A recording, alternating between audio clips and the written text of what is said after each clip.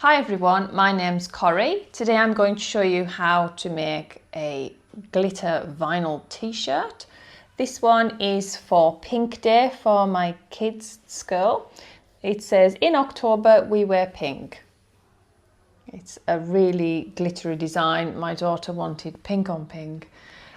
So this is what we've gone for. So what I'm going to do next is go into Cricut Design Space and show you where to find this design if you wanted to make this.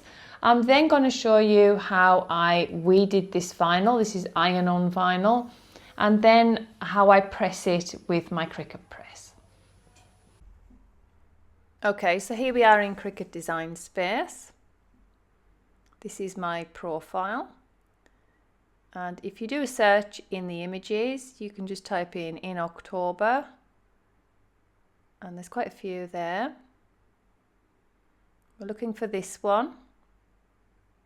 You just click the little green plus at the top. I already had it in the canvas. I've resized it. My daughter's only little, so we're doing 6 inches. Remember to mirror if you're using iron-on a t-shirt, obviously. And then we're going to cut the design, and I'm going to choose glitter iron-on. I have that saved as one of my favorites. Okay, so I've cut around the design just to make it easier. I store my vinyl rolled up, so it's kind of fighting against me a little bit here. But I just wanted to show you how to weed. Now, with glitter iron-on vinyl, it tends to tear like this. A lot of the other vinyl, just regular vinyl, will be more like a rubbery texture. It'll still stretch like this, but it tends not to tear as much as the glitter. I love working with the glitter though. I find it much easier than any other kind of iron-on vinyl. Just take your time to weed, especially like here. You can see the eye was trying to come away with it. So I'm just having to press that back onto that carrier sheet.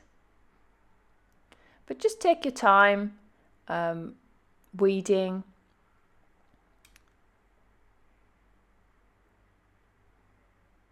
And then we will press this onto the t-shirt.